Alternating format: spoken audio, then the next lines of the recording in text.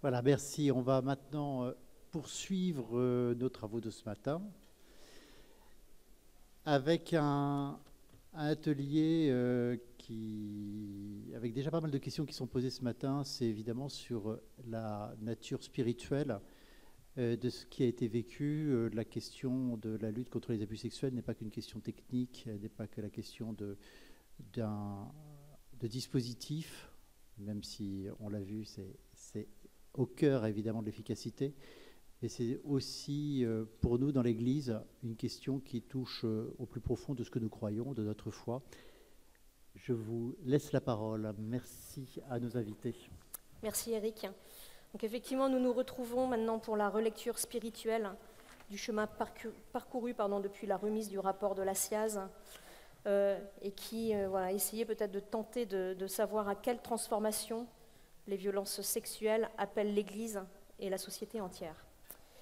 Monseigneur Olivier Le Borgne, vous êtes évêque d'Arras, président de la commission du pôle Initiation et vie chrétienne de la Conférence des évêques de France. Claire Bernier, vous êtes laïque en mission ecclésiale et responsable depuis septembre 2021 du service de la communication du diocèse d'Angers. Sœur Véronique Margron, vous êtes théologienne et prieure provinciale d'Europe des Dominicaines de la Présentation et présidente de la Conférence des religieux et religieuses de France, autrement appelée la COREF. Brigitte Navaille, vous êtes membre du collectif de personnes victimes Foi et Résilience et vous êtes toujours engagée dans un service diocésain d'accompagnement des laïcs en mission ecclésiale. Et aujourd'hui, vous parlez en tant que personne victime témoin des violences sexuelles dans l'Église. C'est donc à la première personne du singulier que vous allez vous exprimer, tout en soulevant des questions. Merci. Et je vous laisse la parole. 330 000 personnes victimes. Ce 5 octobre 2021, le tsunami déferle sur la centaine de personnes rassemblées pour entendre le rapport de la SIAZ et plus largement sur l'Église qui est en France. Sidération, colère, accablement, mais aussi pour certains déni, refus d'entendre l'ampleur du désastre. 330 000 personnes victimes de ceux qui auraient dû être pour elles des éveilleurs de la foi, des éducateurs, des protecteurs. 330 000 personnes victimes dont certaines n'ont pu vivre avec ce mal subi qui a envahi et détruit nos vies et qui ont choisi de partir. Mais aussi que la maladie, conséquence de leur agression, a emporté si tôt. Je voudrais ici faire mémoire de sœur Elia, sœur de Saint Jean, décédée il y a quelques semaines et qui a tant souffert. Chacune de ces personnes est présente aujourd'hui au moment de vous proposer une relecture de ces dernières années. Sont présentes aussi celles et ceux qui ont été ou sont encore victimes majeures dans les congrégations religieuses, au séminaire, dans la vie paroissiale ou dans l'accompagnement spirituel, mais aussi tous ces enfants et ces jeunes qui vivent cet enfer dans leur famille, à l'école ou dans les associations diverses. Chaque année, 116 000 mineurs sont victimes de violences sexuelles, 318 par jour. 10% de la population adulte de notre pays dit avoir été victime dans la minorité. Ne l'oublions jamais quand le dimanche à la messe se réunissent nos communautés. Cette relecture est une parole personnelle. Je ne parle qu'en mon nom. De très nombreuses personnes victimes ne veulent plus entendre parler de l'Église, des évêques, des prêtres. Combien je les comprends après ce qu'elles ont subi. Mon chemin n'est pas le même.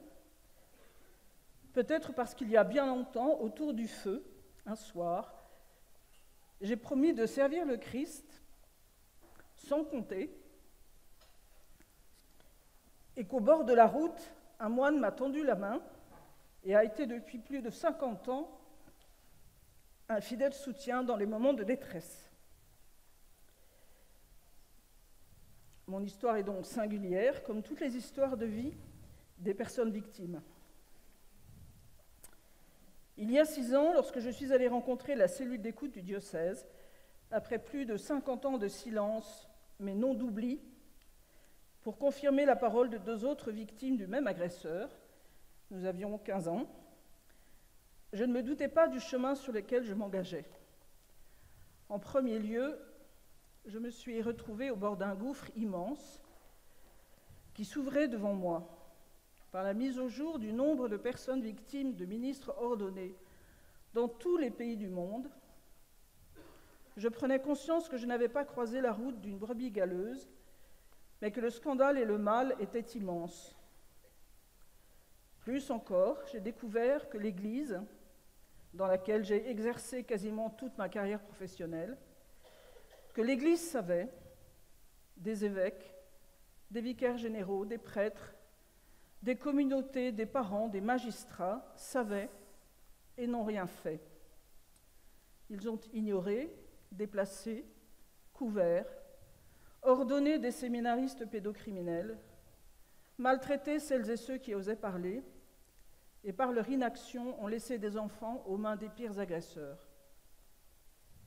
Comment cette Église, signe et moyen de l'union intime avec Dieu, a-t-elle pu faire le contraire de ce pourquoi elle est instituée? Au lieu de nous faire naître à la vie en Christ, elle nous a apporté la mort. Elle a brisé la confiance des plus petits et des plus fragiles. Elle nous a engendrés comme des membres souffrants.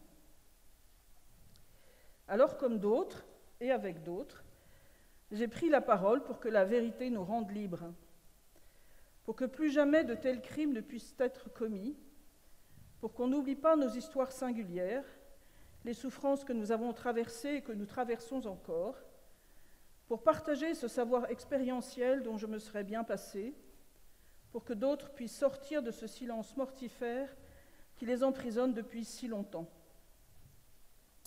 Mais prendre la parole a un coût parfois bien lourd. Devenir témoin et témoin acteur ne s'opère pas d'un simple coup de baguette magique sans conséquence. C'est d'abord s'exposer à la vue de tous, accepter le regard, parfois les mots pas toujours ajustés, de ceux que l'on connaissait et qui découvrent notre histoire. Mais toi aussi ? C'est vivre au quotidien cette honte de ne pas avoir dit non, ce sentiment d'être coupable, parce que c'est bien connu, ce sont les adolescentes qui séduisent. C'est tenter de faire comprendre dans des groupes de travail combien nous sommes blessés et heurtés quand on nous parle d'un geste financier alors qu'on demande justice.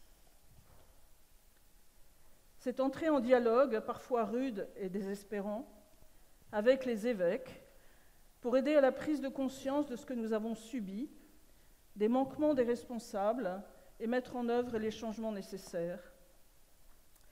C'est pleurer quand la responsabilité institutionnelle de l'Église, le caractère systémique des violences sexuelles et la nécessité de la réparation sont enfin reconnus officiellement.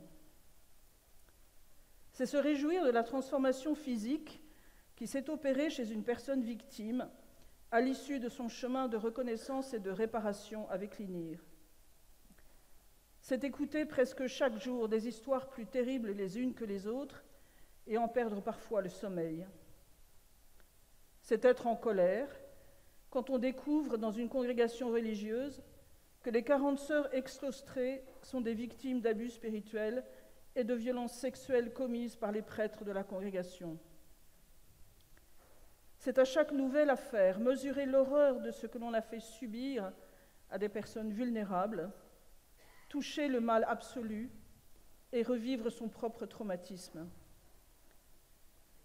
C'est prendre conscience que je ne sais plus faire confiance et lutter contre le soupçon permanent qui m'envahit parfois à l'encontre d'un prêtre qui célèbre au point de ne plus pouvoir vivre l'Eucharistie dominicale. C'est résister à l'injonction au pardon qui nous est faite directement ou indirectement, alors que personne ne m'a jamais demandé pardon, et que pire, on m'a demandé de me confesser quand j'ai parlé il y a 40 ans.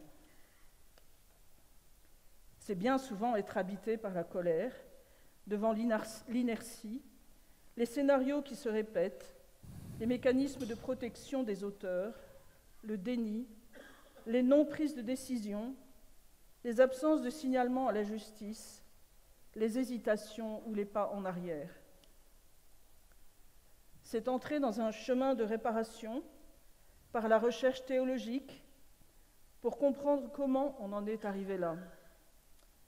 Grâce aussi au travail en synodalité avec les membres des groupes post-SIAZ de la COREF et de la CEF. C'est rendre grâce pour cette personne de la cellule d'écoute, pour les membres de la commission Sauvé, pour ceux et celles, laïcs, religieux, religieuses, prêtres et évêques, qui ont su écouter avec le cœur, qui ont eu les mots justes, les mots qui relèvent, les mots qui prennent soin. C'est porter la souffrance d'une vie spirituelle profondément atteinte, c'est tenir bon malgré tout à la suite du Christ. Je voudrais ici vous partager ces mots du grand théologien Jean-Baptiste Metz dans son livre Memoria Passionis qui s'exprimait à propos de la Shoah, mais ces mots résonnent dans nos vies. Que se passe-t-il quand s'écroulent ces rêves qui justifiaient jusque-là votre confiance dans le monde? Quand un choc vient souvent lézarder une vie jusqu'alors bien réglée? Qu'en est-il lorsque la foi ne peut plus s'appuyer sur la confiance dont l'accroissement semblait si naturel? Et quoi, quand on ne peut même pas raconter ce qui s'est passé pour s'en faire consoler, mais qu'on veut encore croire? Est-ce le début d'une histoire faite de mensonges ou d'une histoire de foi? Toujours est-il que, sur ce souvenir d'un croyant, une implacable odeur continuera à peser. Pour celui qui a vécu cela, la prière sera avant tout une prière du manque, une prière de l'effacement de Dieu. Il est rassurant pour lui que même le Nouveau Testament se termine par un cri. Au milieu de ces jours qui veulent faire un point d'étape dans la lutte contre les violences sexuelles, il convient de noter que des efforts ont été faits durant ces années, que des changements de pratiques ont été opérés, nous l'avons entendu, et c'est heureux. Mais tout n'est pas terminé. Au-delà des changements de culture qui doivent être poursuivis sans faillir, la question qui me hante maintenant, c'est « que fait-on de nos paroles de personnes victimes ?» À quoi cela sert-il que nous ayons pris la parole?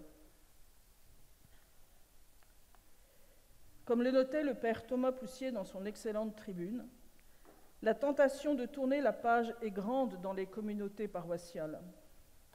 Les histoires de personnes victimes fatiguent. On entend même parfois dire « on en a marre de ces histoires, on veut parler du Christ ». Mais n'est-ce pas le Christ souffrant qu'on entend lorsqu'on prend le temps d'écouter en vérité les personnes victimes?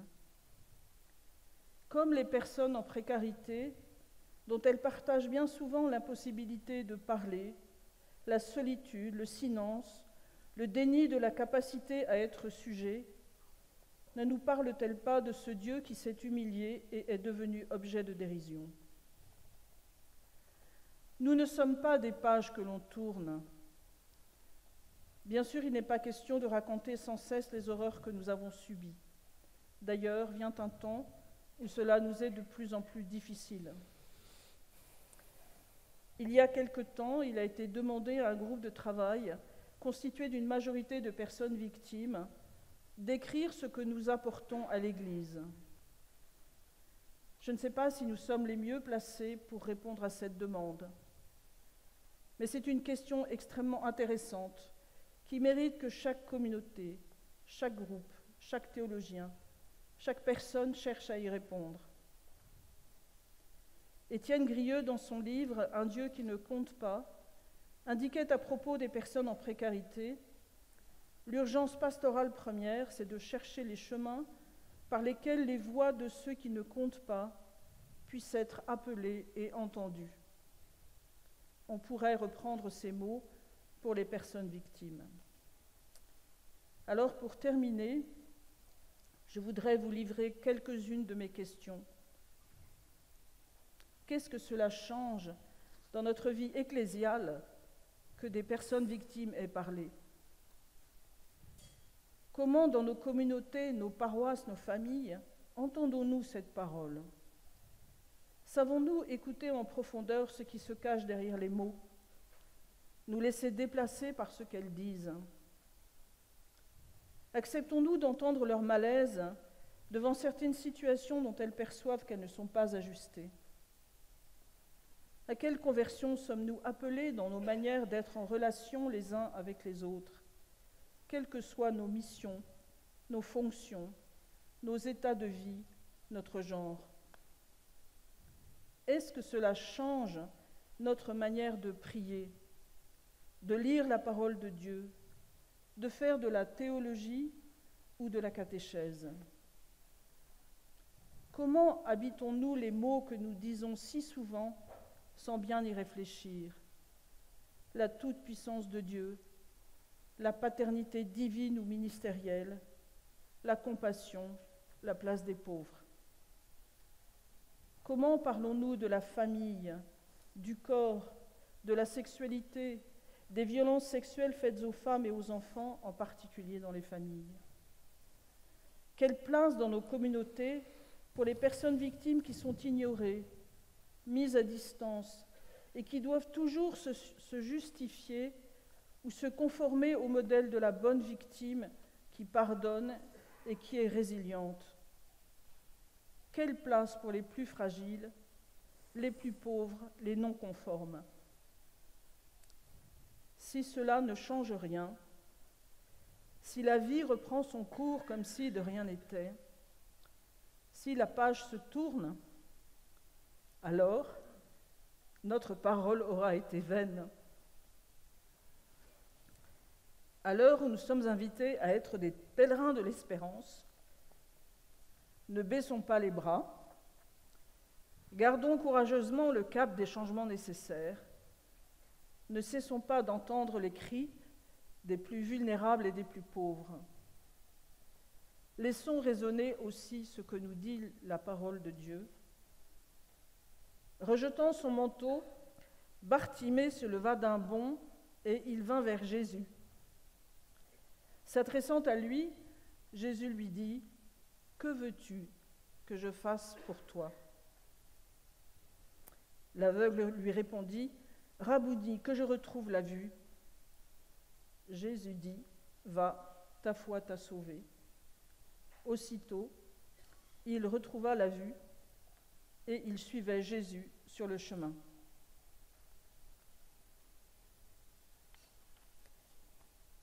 Merci Brigitte pour ce témoignage.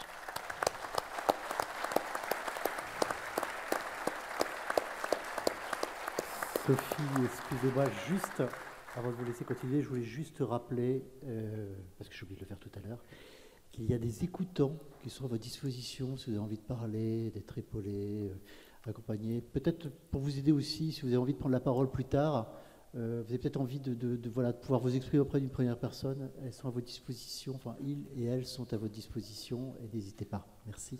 Ce sont les suites rouges au niveau des deux entrées sorties. Merci Eric. Sœur Véronique, votre intervention théologique et spirituelle va nous amener à voir comment les révélations des violences sexuelles nous délogent, mais aussi la place du sacré et la question du mal. Merci, et merci beaucoup de cette invitation. Je me demande comment les enfants survivent au chagrin. Cette parole de Christian Bobin dans un magnifique petit livre, Le Christ au coquelicot, me hante depuis bien longtemps. Comment les enfants survivent au chagrin. Les enfants et l'enfance, fracassés dans tout adulte, dont la confiance, la foi, l'affection, l'admiration ont été trahis et piétinés par des crimes commis par des membres de l'Église, par des perpétrateurs, comme le dit l'historien, Stéphane Audouin-Rousseau. Rien que ce substantif me glace. Je sais pourtant qu'il est exact. Des perpétrateurs qui ont transgressé, bafoué ce commandement pourtant si fondamental de la Didaché, et qu'il faudrait mettre au fronton des cœurs et des âmes de qui se déclare disciple du Christ. Tu ne tueras pas, tu ne voleras pas, tu ne seras pas adultère, tu ne souilleras point de garçon, tu ne commettras ni fornication, ni vol, ni magie, ni sorcellerie, tu ne tueras pas d'enfant. Par avortement ou après la naissance, tu ne convoiteras rien de ce qui est à ton prochain. Tu ne parjureras pas, ne feras pas de faux témoignages, ne médiras pas, ne garderas aucune rancune. Tu seras sans duplicité en pensée comme en parole, car le double langage est un piège de mort. Ta parole ne sera ni mensongère ni vaine, mais pleinement agissante. C'est bien tout cela qui a été bafoué par des perpétrateurs en souillant les corps comme les âmes, comme les volontés, les intelligences et la foi des enfances, et par tous ceux qui ne les ont pas protégés d'une façon ou d'une autre. De cela, je ne peux et peut-être je ne veux me remettre. Permettez-moi d'essayer de le dire en 3 petits points. Tout d'abord, être affecté. La décision de la SIAZ fut un moment de bascule. J'avais déjà rencontré, écouté, parmi des vies fracassées, des femmes et des hommes victimes, enfants ou adultes, de crimes et de violences sexuelles commises par des membres de l'Église. Mais ils étaient, si j'ose dire, parmi d'autres. Avant même le rapport, il a fallu regarder en face avec effroi le caractère systémique, parfois même systématique, des crimes, des violences, des actes de barbarie infligés. Je ne sais si un jour nous pourrons prendre la vraie mesure de cette déflagration, de ce gouffre sans fond. C'est pourtant là où nous sommes, en tout cas, là où je crois que je suis. Qu'ai-je appris en ce lieu, en ce non-lieu, de côtoiement du malheur, de la colère, du trauma insidieux et destructeur? La gravité, mais aussi l'importance vitale d'être affecté. Formule passive pour dire qu'il s'agit de ce qui nous arrive par le fait d'être exposé à la douleur d'autrui. Consentir à la non-indifférence, dirait Emmanuel Lévinas, et là plier, être atteint, affecté, entamé, transformé. Une impuissance indispensable, je crois, pour se laisser instruire par l'autre, par chaque visage unique de personnes victimes, de témoins, de proches. Cette épreuve-là me renvoie à cette terrible parole de l'Évangile en Jean 19. « Ils regarderont celui qu'ils ont transpercé. » Je pense du fond de mon âme qu'il n'y a pas d'autre endroit pour apprendre, plutôt pour se laisser enseigner encore et toujours. Oui, ils regarderont celui qu'ils ont transpercé et non celui que d'autres auraient transpercé. Plus de surplomb, de sachant, de rôle même, mais se recevoir de ces rencontres, de ces tragédies infligées à ces milliers d'enfants et d'enfances. Un se laisser affecter jusqu'au fond de l'âme, qui alors rend peut-être juste l'indignation, la capacité d'agir, le dur labeur de la pensée, par tant de mal et de maux. Agir tout bas, pour paraphraser en partie le titre du magnifique dernier livre de Jeanne Benhammer, « Vivre tout bas ». Agir tout bas, car profondément, nous le savons chacune et chacun, nous ne réparerons rien de l'histoire de ce qui a été brisé, de l'irréparable. Mais ce qui est sous le soleil, nous devons le faire de toutes nos forces, celles de nos responsabilités et même de notre culpabilité. C'est ici, je crois, qu'intervient la volonté de reconnaître et de restaurer, au sens du philosophe Karl Jasper, dans La culpabilité allemande, livre de 1948. La volonté de réparer n'est sérieuse et ne peut avoir sa portée morale que si la réparation résulte d'une refonte purificatrice de notre être. De là naissent le sérieux et la résolution. La conséquence, c'est la modestie. Nous transformer, nous purifier, apprendre des autres, des victimes, de chacun, de chacune de notre société, apprendre et faire. Ce réel inqualifiable des atrocités commises, des vies arrachées, bouleversées, des cauchemars infligés pour la vie, il est là. Il nous déloge définitivement, je crois, de toute certitude, de toute pensée qui voudrait boucler, qui prétendrait que nous pourrions tourner la page de tous ces crimes, de ces violences, de ces malheurs commis et infligés dans nos communautés par nos membres et tous ceux qui les ont couverts. Mon maître en éthique théologique, Xavier Thévenot, avait coutume de dire que pour que l'éthique commence, il faut suspendre ses évidences. Je pense qu'il n'est même plus nécessaire de suspendre. Il n'y a plus d'évidence, tant le lieu du religieux, du sacrement, du sacré a été au service de la prédation. Tant le crime est massif, en nombre bien sûr, mais au moins autant, en conséquence délétère sur chaque victime. Le sacré, le religieux, justement. Je ne peux non plus peut-être d'abord me remettre de cela. La convocation du sacré, du religieux comme constitutif de la violence sexuelle et des crimes infligés. Manipulation du propos religieux, des rites, des sacrements, de la parole, pour soumettre la victime, la culpabiliser, pour lui interdire toute révolte, pour même se faire croire à un consentement de cette victime, enfant ou adulte. Stéphane Audouin-Rousseau pose cette question terrifiante.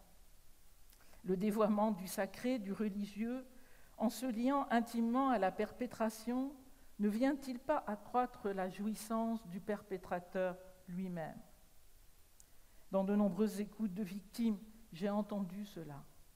Combien le recours aux religieux, à ce qui ressemble à de la sorcellerie, utilisation d'hosties, de paroles bibliques, place de l'autel, de la Vierge, sans même parler de la confession, semble accroître la jouissance criminelle de la toute-puissance du perpétrateur.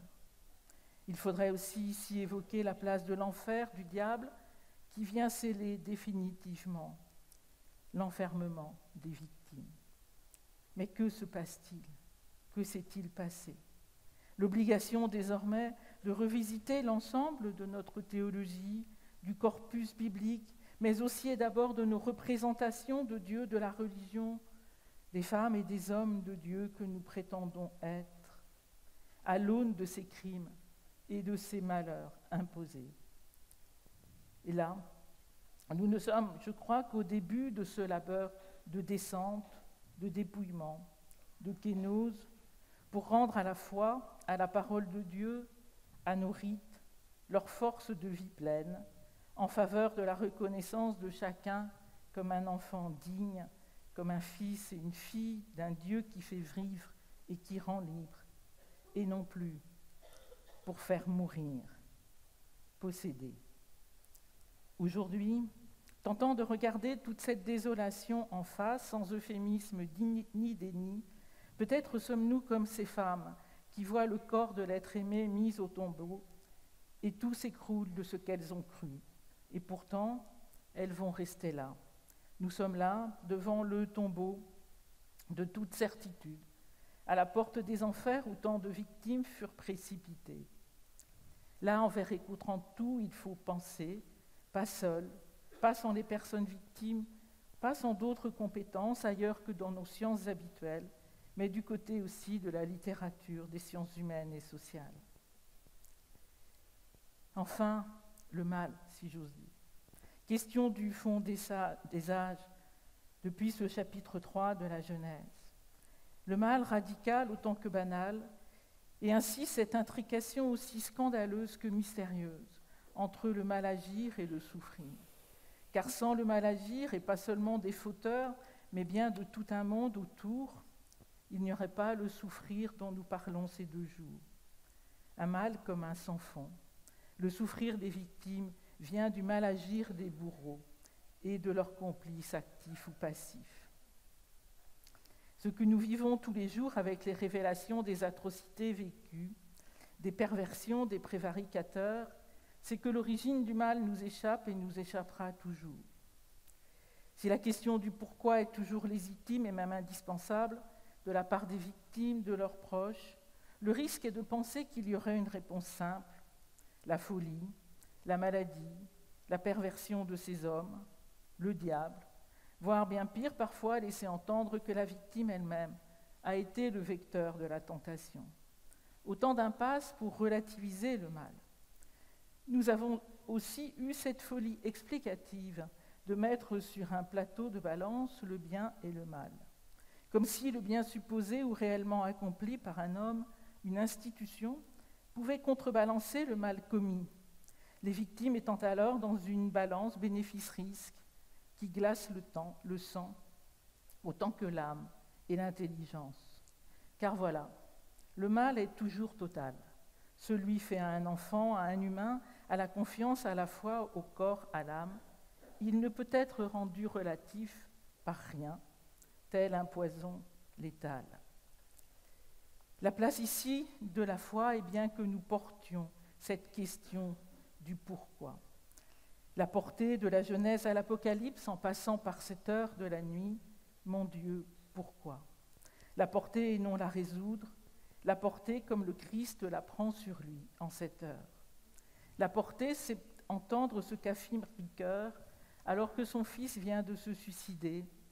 Le mal devient ce contre quoi on lutte et en dépit de quoi on espère. Tel est là où nous sommes, manière d'assumer nos responsabilités, d'agir tout bas, d'œuvrer sans repos, vers ce qui peut protéger enfin, réparer peut-être, en renonçant à être soi-même épargné par le souffrir et par l'abîme des questions. Agir, penser, en dépit du mal, là est, je crois, l'espérance qui résiste. La seule réponse que nous ayons à donner encore et encore, c'est bien notre engagement. L'engagement qui manifeste avant tout notre honte de toutes nos complicités passives ou actives.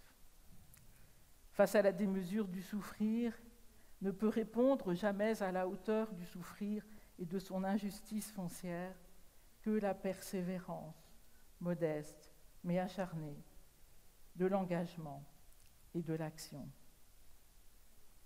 Je me demande comment les enfants survivent au chagrin. Je ne sais.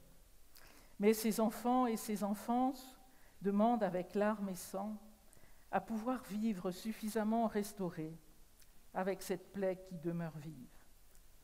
Mon espérance est que notre engagement aux uns et aux autres, résolu et constant, notre chemin de purification en partant des profondeurs où nous nous savons coupables, pour paraphraser encore Karl Jasper, permettent de résister désormais au mal, de le voir, de le nommer, d'agir. On voudrait être un baume versé sur tant de plaies. Venu du fond de l'abîme, le souhait ultime du journal d'Eti Elissum est aujourd'hui notre espérance. Espérons que faire justice, par le labeur de la vérité, soit ce baume. Que chacun protège celui qui est près de lui, et plus loin encore, ceux qui ont besoin d'aide. C'est là, c'est comme ça que les humains peuvent vivre et continuer. Il n'y a pas d'autre route, dit Jeanne Benhamer dans le même livre. C'est là, je crois, notre seule raison d'être et de croire aujourd'hui. Merci, sœur Véronique.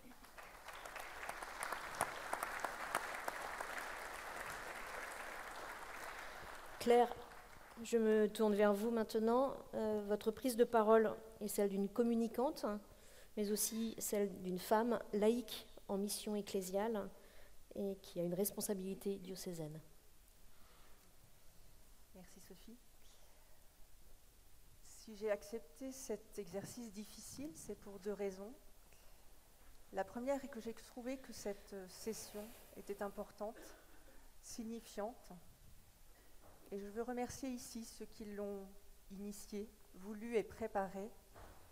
Elle vient, nous l'avons dit, comme un point d'étape, comme un point d'ancrage, j'espère aussi, nécessaire sur ce chemin escarpé, accidenté et vaste qui nous rassemble. La seconde raison est liée au fait qu'on m'est invité à cette session au regard de prise de parole que j'ai eue dans les tout premiers temps de la réception du rapport de la SIAZ, à travers divers médias et à l'occasion de réunions diocésaines publiques. À cette époque, parce qu'il le fallait, qu'il était de ma mission de communicant de parler et non de céder à la tentation du silence, j'ai avec d'autres, grâce à d'autres, cherché et trouvé des mots à partager. C'était fin 2021, dans les mois qui ont suivi aussi. Alors en mon nom personnel, moi aussi je parle en je, que puis-je dire aujourd'hui, alors que près de 4 ans se sont écoulés, qu'ai-je vécu, ainsi que le disait Sophie, comme croyante, comme laïque en mission, comme communicante en Église. Le sujet qui nous préoccupe n'a pas fini de nous déplacer et contrecarre notre possibilité de trouver les mots qui seraient justes pour nous tous ici rassemblés, réunis. C'est bien pourtant à chacun de vous que je désire m'adresser, quelle que soit votre raison d'être là. C'est avec chacun d'entre vous que j'aimerais dialoguer pour aller plus loin dans le témoignage et la relecture que je vous partage maintenant. Lorsqu'on accepte l'appel pour une mission d'église, c'est la plupart du temps, et ce fut le cas pour moi, pour mettre ses compétences, son énergie au service de l'Évangile, de son annonce. Cette ambition de donner de l'écho à l'Évangile se traduit chez nombre d'entre nous par l'évidence que nous allons annoncer du beau, du bon, du vrai bien sûr, ou encore de la joie.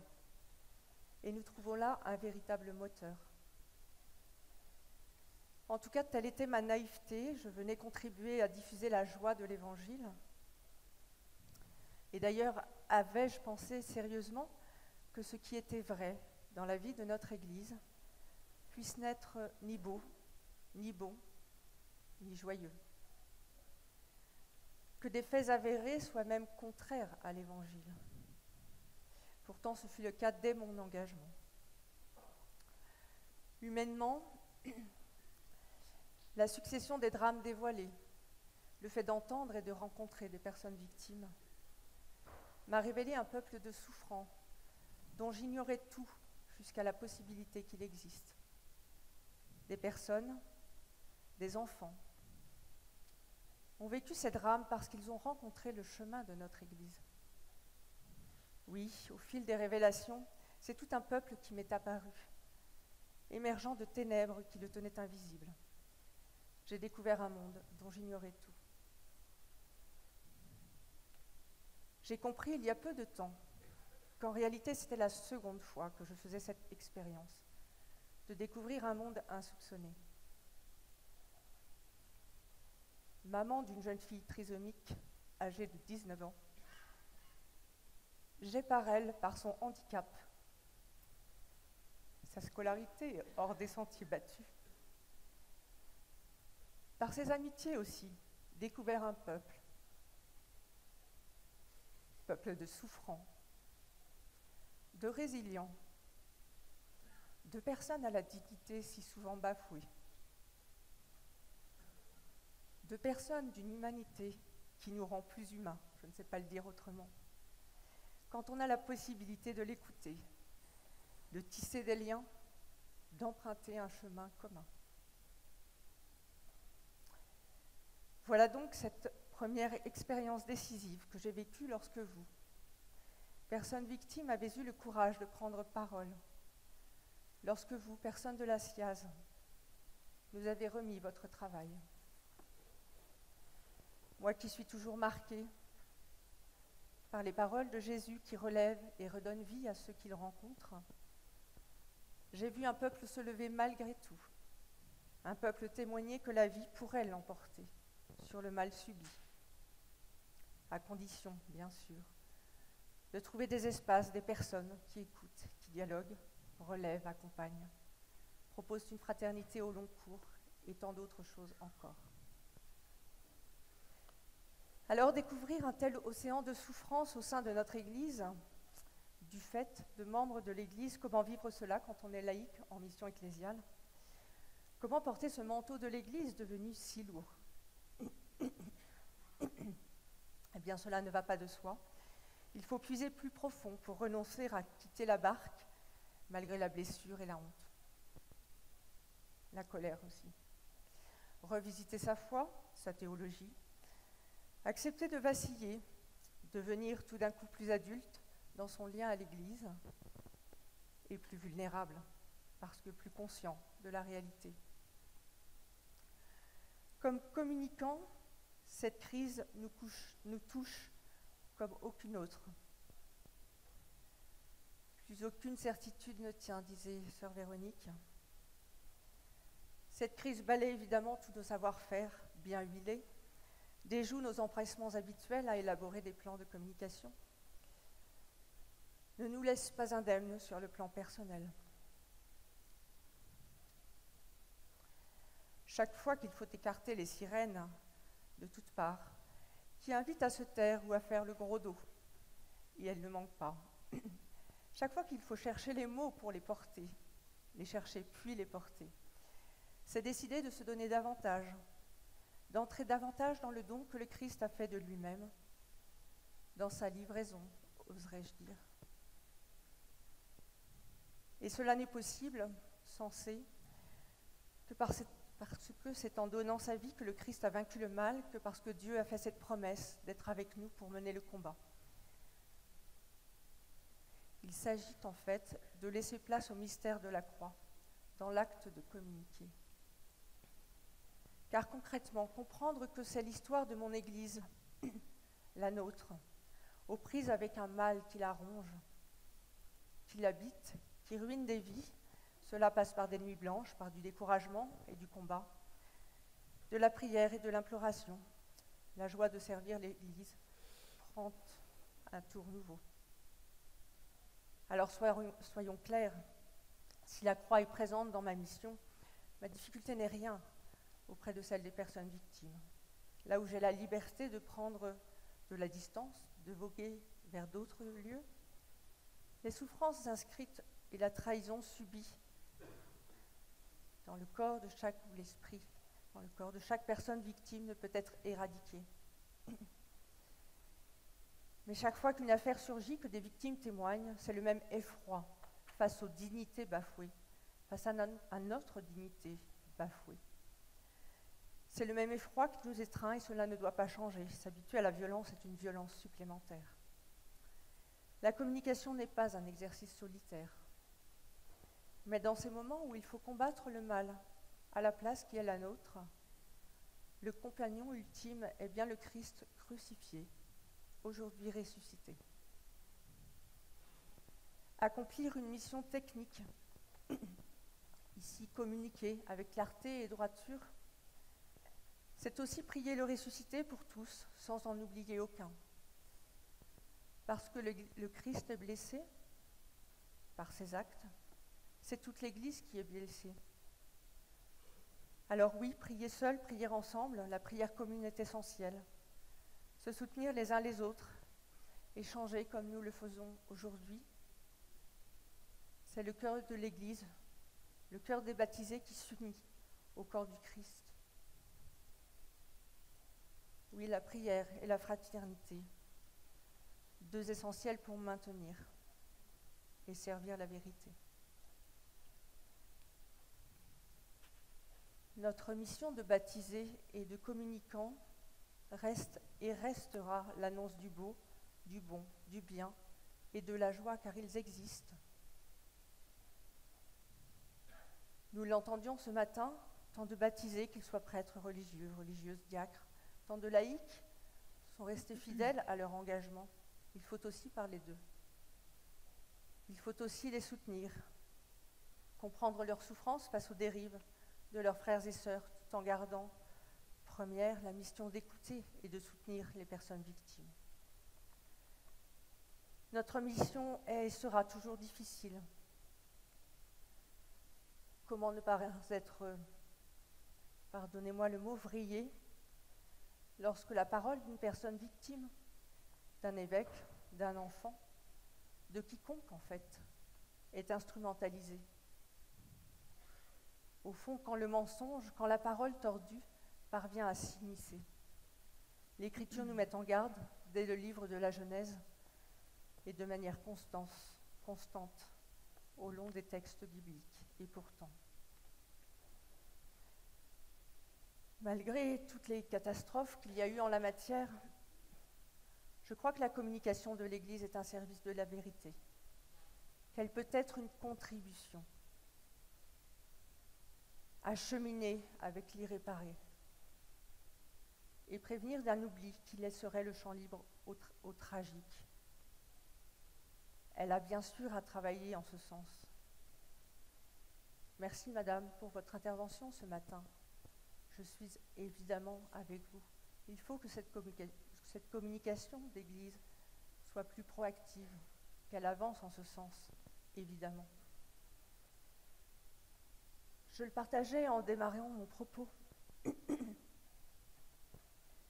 Vous, personnes victimes, m'avez révélé un peuple à libérer, comme cela se passe au chapitre 3 du livre de l'Exode, que nous a déjà proposé ce matin le Père. Un peuple dont le Seigneur a vu la misère et entendu les cris.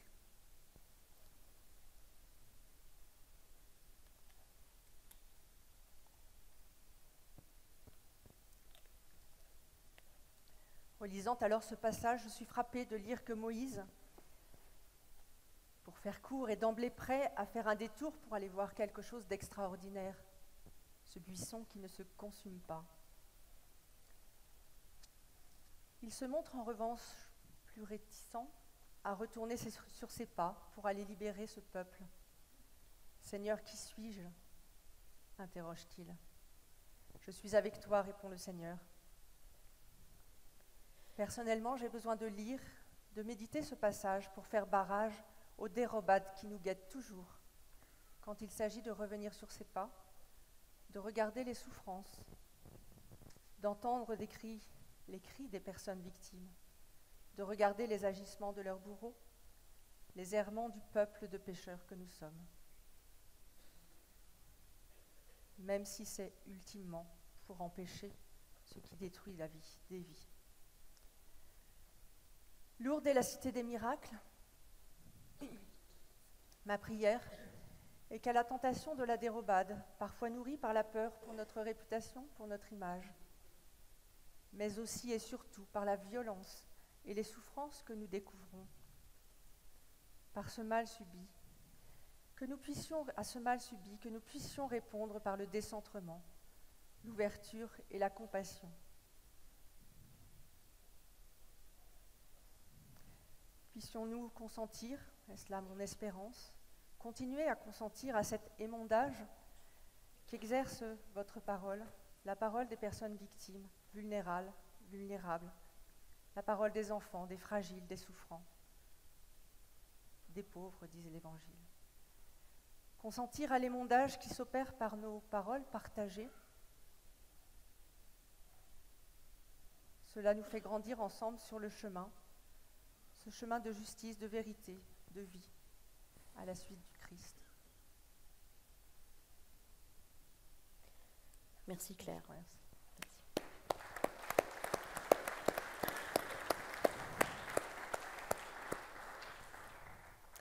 Monseigneur Olivier Le Borgne, votre propos, vous me l'avez dit quand on a préparé ce moment, vous le faites en votre nom. Et en partant de Dieu qui prend la parole par les victimes, en fait, vous allez nous dire vous nous direz qu'il n'y a pas d'autre chemin que le Christ. Je suis évêque depuis 2014, avril 2014, un an avant que n'éclate ce qu'on a appelé l'affaire Barbarin. J'étais vice-président quand le rapport de la SIAZ et de la conférence, quand le rapport de SIAZ a été rendu public. On me demande de relire ces années. Elles sont pleines de mouvements, de détermination, d'effroi, parfois d'abattement, d'envie de me dérober.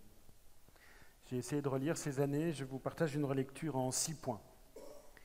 Le premier que j'ai intitulé « Quand Dieu prend la parole ». Dieu parle, nous le croyons. Il parle aujourd'hui. Et nous essayons de discerner sa parole. C'est un enjeu décisif pour les transformations pastorales dans lesquelles beaucoup de nos diocèses sont engagés. Nous ne réorganisons pas, nous écoutons Dieu qui parle. Dieu parle et parfois de manière vive, voire tranchante, tant nous avons du mal à entendre. Je me souviens d'une remarque de l'un d'entre vous auquel je dois tant, alors que nous attendions le rapport de la SIAZ, affirmant sa conviction que la vague médiatique que nous devions affronter était voulue par Dieu, puisque nous n'arrivions pas à entendre dans sa profondeur la douleur des personnes victimes. Par elle, le Seigneur avait pris la parole. L'Église aurait pu mourir de vouloir s'auto-préserver. J'ai vu la misère de mon peuple dans une parole que je cite pour la troisième fois. Je suis le troisième à la citer. J'ai vu la misère de mon peuple, déclare le Seigneur à Moïse, pour que nous entendions les victimes, pour que nous prenions conscience du drame que nous avons directement ou indirectement couvert, pour que nous entendions l'expertise de ceux qui sont passés par ces agressions et ces violences. Dieu a parlé et continue de parler. Et lorsque Dieu veut être entendu, il n'hésite pas à décaper, déplacer, bousculer, renverser même. Il faudrait relire le prophète Jérémie. Écoutez Dieu qui parle aujourd'hui et toujours qui se donne à entendre par le cri des plus vulnérables. Défi d'une grande actualité. Le deuxième point qui m'est revenu dans cette relecture, je l'ai appelé réalisme eucharistique. Cette crise dite des abus, vocable douloureux, cela nous a été rappelé ce matin pour bien des personnes victimes car il s'agit d'agressions et de violences. Cette crise m'a renvoyé au réalisme eucharistique qui touche tant les catholiques. Le pape François y a plusieurs fois fait allusion quand il affirmait que les agresseurs avaient profané le corps du Christ. Cela m'est très souvent revenu à l'esprit. Ceci est mon corps, disons-nous, en célébrant le mémorial du dernier repas du Seigneur. Et je me suis converti adolescent à cause de la présence réelle. Ceci est mon corps, disons-nous, en célébrant le mémorial du repas du Seigneur, lui qui par ailleurs déclare ce que vous avez fait ou pas. À l'un de ces petits qui sont mes frères, c'est à moi que vous l'avez fait ou pas. De même que les paroles de la Sainte Seine ne peuvent se dissoudre dans une distance symbolique ou représentative, de même celle de la parabole du jugement dernier. L'option préférentielle pour les pauvres n'est pas une option parmi d'autres, elle est de nécessité et de cohérence eucharistique. Que le Seigneur nous donne de ne plus jamais l'oublier, notamment dans les temps à venir où semble tant remise en cause la parole des plus vulnérables, de l'embryon à la personne âgée déclinante en passant par les situations de vulnérabilité que peut traverser toute vie. Et évêque d'Arras, je suis aussi évêque de Calais. Et que la peur légitime de nombreux catholiques eux-mêmes ne nous rende pas sourds à Dieu qui parle à travers les plus vulnérables. Autre point qui me travaille depuis toutes ces années, que nous est-il donc arrivé ? C'est mon troisième point. Je suis la vérité, dit Jésus. La responsabilité personnelle des agresseurs est apportée par eux-mêmes. Nous n'avons pas à la porter. Pourtant, que s'est-il donc passé pour que le sens évangélique ait ainsi été chloroformé dans notre Église ? Je suis déconcerté. En fait, j'ai barré un mot, j'avais écrit « Je suis stupéfait ». Depuis que je suis évêque, cela fait 11 ans, du nombre de situations que j'ai découvertes sur lesquelles nous avions fermé les yeux. Non seulement des agressions sur mineurs tues ou traitées légèrement, mais aussi des situations d'abus de pouvoir, de manipulation, d'emprise, de double vie, connues officieusement de bons coups qui n'ont rien dit ou à qui on a ordonné de se taire. On ne nous a pas appris à aimer la vérité, me disait un jeune prêtre il y a quelque temps lors d'une rencontre du conseil presbytéral, alors qu'un autre plus âgé pleurait. Cette formule m'a saisi. J'y entends « On ne nous a pas appris à aimer le Christ », écho d'une grave crise non seulement morale, mais théologale. Nous avons ainsi, sans le vouloir directement peut-être, mais bien réellement, entretenu ce que Jean-Paul II a appelé dans Solicitudo Rei Socialis une structure de péché. Sous prétexte de miséricorde, nous avons parfois démissionné de nos responsabilités et ce sont les plus vulnérables qui en ont payé le prix.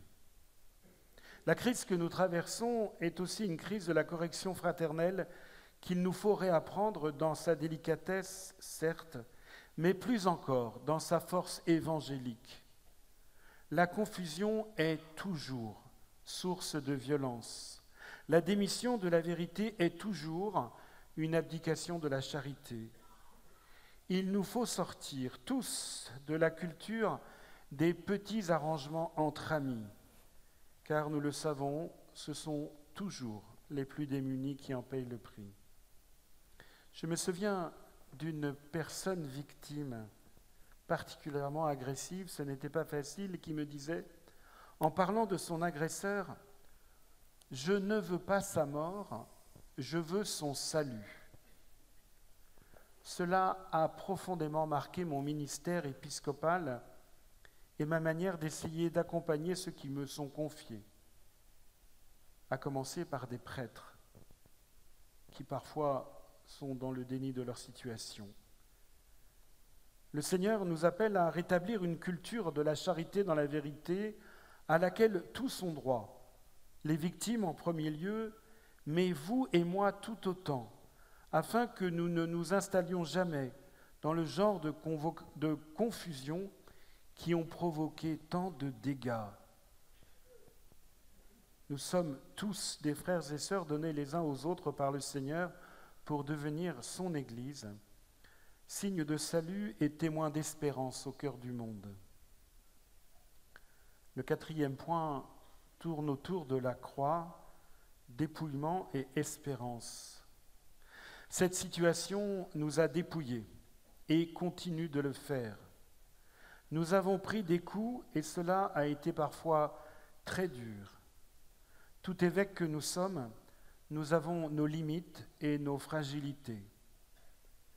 Mais nous nous souvenons, à chaque fois que nous sommes tentés de tourner la page, que la violence subie par les personnes victimes est tellement plus grande. Leur souffrance nous oblige. La croix ne se choisit pas. Les personnes victimes n'ont pas choisi d'être agressées et leur sidération est d'autant plus grande qu'elles l'ont été dans cette Église dont tout le monde attend et espère qu'elle vive l'Évangile qu'elle annonce. Quand j'ai dit oui à l'épiscopat il y a 11 ans, je ne pensais pas que je devrais traverser ce drame. Dépouillement. Nous est-il possible de fuir ou de détourner le regard face à la passion de notre Seigneur revécue par les personnes victimes? Ce dépouillement comporte pourtant une espérance. Dépossédé d'un certain nombre de certitudes, sinon de toutes, une disponibilité nouvelle se dit. C'est le prophète Osée qui parle, nous l'entendions la semaine dernière dans la liturgie. Nous ne dirons plus à l'ouvrage de nos mains, « Tu es notre Dieu ». Il y a des générosités qui cachent des volontés de maîtrise et des indisponibilités à la grâce. Dépouillés, nous n'avons plus de leçons à donner au monde, même si nous avons plus que jamais un témoignage à vivre. Dépouillés, nous voici peut-être, sans doute, je l'espère, plus disponibles à la grâce. C'est peut-être aussi ce qui se manifeste pour une part dans l'afflux inattendu de catéchumènes que nous constatons, étonnés. Alors, 5e point, servir la résurrection. Je me souviens d'une rencontre que je craignais beaucoup avec la mère d'une personne victime. En m'y rendant, je me disais, je ne suis pas devenu évêque, j'étais évêque depuis quelques années, je ne suis pas devenu évêque pour me prendre la crise des abus en pleine figure. Cela m'a pris et continue de me prendre tellement de temps et d'énergie.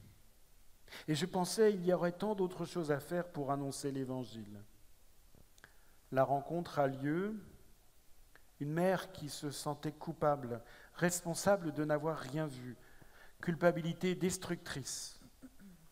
Au bout de l'échange, je la vois se redresser, sourire, comme retrouver un peu d'espoir. Elle m'écrira pour me dire que cette rencontre lui a donné de l'espérance.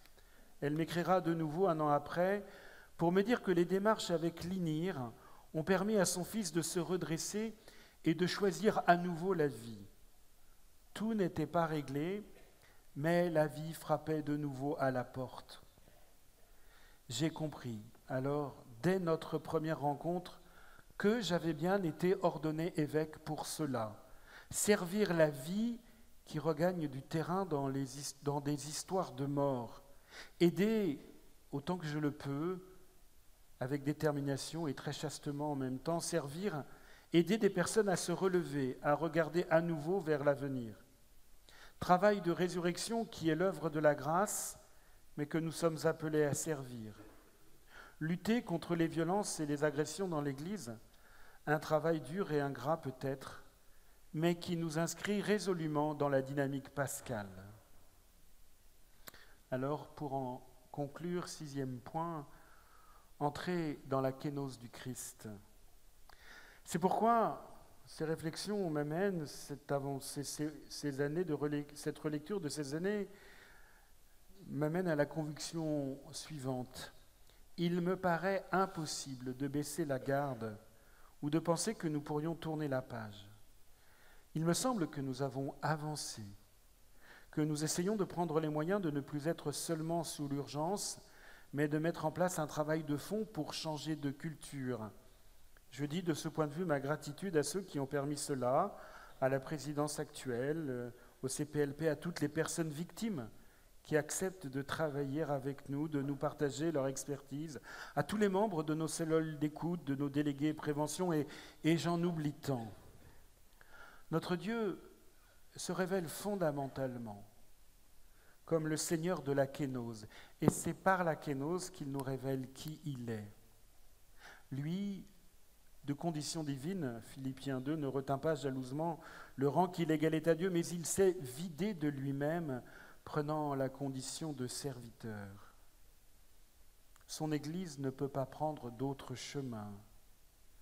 Cette attitude, ce paradigme nous guidera pour la suite de notre travail, mais je pense qu'il touche fondamentalement à l'être même de l'Église et qu'il est capital pour notre vocation à la mission. Merci beaucoup, Père Olivier. Et puis...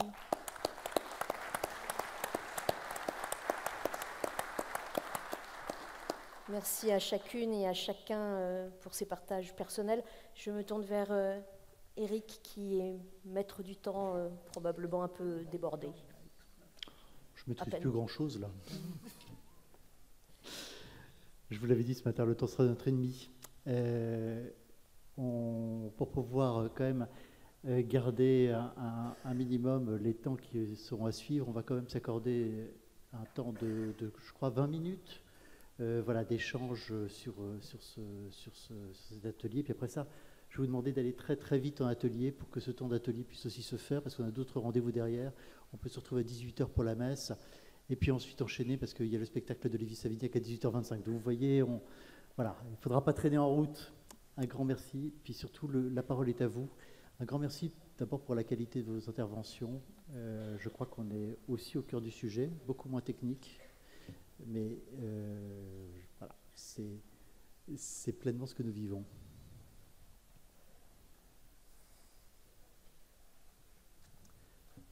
Voilà, on vous demande le micro.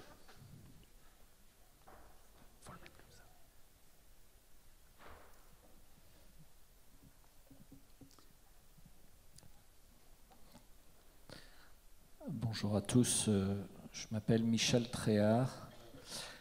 J'ai été violé entre 5 et 13 ans par un prêtre ami de la famille. Je voudrais parler des enjeux, et notamment des enjeux spirituels. Je pense que ça recoupera pas mal de choses qui s'est dit depuis ce matin. Je voudrais commencer par la lecture de l'encadré bleu foncé qui est dans le petit prospectus qui nous a été distribué. Ce qui est en jeu, faire émerger une culture fondée sur l'attention portée aux personnes victimes et la vigilance, etc., etc. C'est vrai, c'est juste, merci pour les victimes, mais c'est un peu court. Je pense qu'il est vraiment temps que tous ensemble, nous prenons conscience que c'est bien le corps, la communauté ecclésiale tout entière qui a été blessée par les actes des prédateurs. Je développerai le propos vite. J'ai compris qu'on était limité par 3 approches. La première, c'est celle des victimes collatérales. Il n'y a pas que les enfants qui ont été victimes, il y a les parents dont l'amitié a été trahie par les prédateurs. Il y a les conjoints qui doivent vivre avec des personnes cassées. Quelquefois d'ailleurs, il y a rupture. Il y a les enfants qui doivent vivre avec des personnes cassées.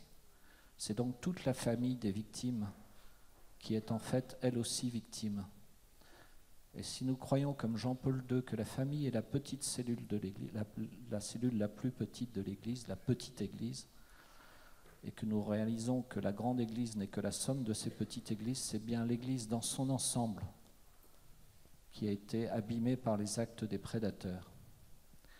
La deuxième approche est spirituelle et expérientielle. Je crois, comme le Père Le Borgne, il faut prendre au sérieux Matthieu 25, ce que vous faites au plus petit d'entre les miens, etc. Et elle est aussi expérientielle, car j'ai eu le privilège très douteux d'avoir été violé en présence de Jésus hostie, à quelques centimètres de mon visage. Et c'est avec toutes mes tripes que je vous dis que oui, Jésus a été violé en même temps que moi, en même temps que nous. Et le corps du Christ, c'est l'Église. Donc oui, l'Église a été violée par nos prédateurs. Enfin, si on juge l'arbre à ses fruits, quand on regarde notre Église aujourd'hui, on voit des pratiques dominicales qui s'effondrent, des séminaires vides, des querelles liturgiques à l'infini. Alors oui, notre Église n'est pas en grande forme. On peut se demander pourquoi. Moi, je fais le rapprochement assez vite. A-t-elle protégé les petits? A-t-elle dénoncé le mal? A-t-elle guéri? J'ai la chance de m'adresser aujourd'hui aux successeurs des apôtres en France. Je vous prie de ne jamais oublier la double injection du Christ, annoncer l'Évangile, vous nous le dites suffisamment souvent, mais guérir les malades. J'ai été malade et j'étais en partie guéri par des hommes d'église qui ont bien voulu m'accompagner, ou par des laïcs qui ont bien voulu m'accompagner. Pour terminer sur une note d'espérance, puisque c'est l'année, je voudrais vous rappeler le mot de Bernanos. La forme la plus haute de l'espérance, c'est le désespoir surmonté.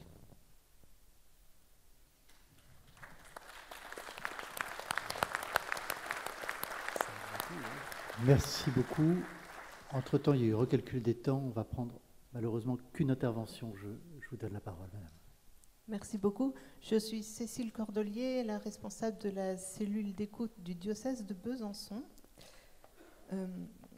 Voilà, donc j'ai aussi beaucoup l'occasion d'entendre les victimes. Ce n'est pas facile, évidemment, mais je suis aussi témoin de la réparation même physique qui s'opère pour les victimes quand elles sont écoutées et reconnues. Voilà, ça a été souligné. J'en suis témoin. Voilà, souvent on me dit il faut avoir la foi pour faire ce que vous faites. Maintenant je réponds non, ça ne suffit pas. Il faut aussi profondément aimer l'Église, aimer nos prêtres. Voilà, et je me réjouis de ce chemin de vérité qui rend libre. Merci aux personnes victimes d'être la voix du Christ souffrant. Voilà, mais aujourd'hui on est à l'Assemblée des évêques. Merci d'ailleurs de nous y avoir invités, tant de laïcs.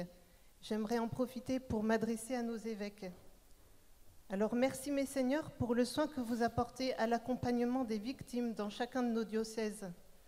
Merci pour l'énergie que vous déployez à faire de l'Église une maison sûre. Merci pour les mesures fortes que vous avez prises, que vous prenez encore, et nous le comprenons depuis ce matin, que vous continuerez à prendre pour contribuer à la reconnaissance et à la restauration des victimes. Et même si ce n'est pas toujours facile, je peux dire que je suis heureuse et j'ose même dire fière d'y contribuer à vos côtés à la place qui est la mienne aujourd'hui. Voilà, et surtout merci pour le don de votre vie dans le ministère sacerdotal et maintenant dans le ministère épiscopal. Merci de garder le Christ et l'Évangile comme encre et comme moteur. Merci d'être nos pasteurs, nos bons pasteurs.